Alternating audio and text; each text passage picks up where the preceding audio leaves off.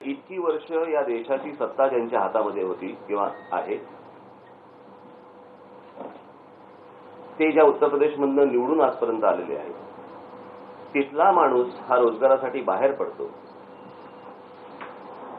मला असं वाटतं की ही कमजोरी किंवा हे काम न करू शकल्याचं जे लक्षण आहे ते कोणामुळे आहे? याच गांधी कुटुंबामुळे ना. आणि वरती परत हे तिकडे जाऊन सांगतात की महाराष्ट्रात आम्ही बोलवत तर एकटं नाही आहोत. मुळात तिथल्या लोकांना तुम्ही रोजगार देत नाही आहात, तिथल्या लोकांचं तुम्ही काही भलं करत नाही आहात, त्या राज्याचं काही भलं करत नाही आहात आणि तिथली माणसं उठतात आणि दुसऱ्या राज्यात जात आहेत आणि आमच्या राज्याला डोकेदुखी बनून राहत आहेत. आणि या महाराष्ट्राचा विकास कोणी केला? मला असं वाटतं राहुल गांधींना इथे कुठचंही आम्ही फुकटात ट्युशन क्लासेस लावून द्यायला तयार आहोत. महाराष्ट्र काय आहे आणि महाराष्ट्राच्या प्रगतीत योगदान कोणाचं आहे, त्याच्यामुळे त्यांनी या महाराष्ट्राच्या योगदानाबद्दल सांगू नये, बोलू नये. आणि याच्यामध्ये महाराष्ट्रामध्ये मराठी माणसाचं योगदान इतकं मोठं आहे,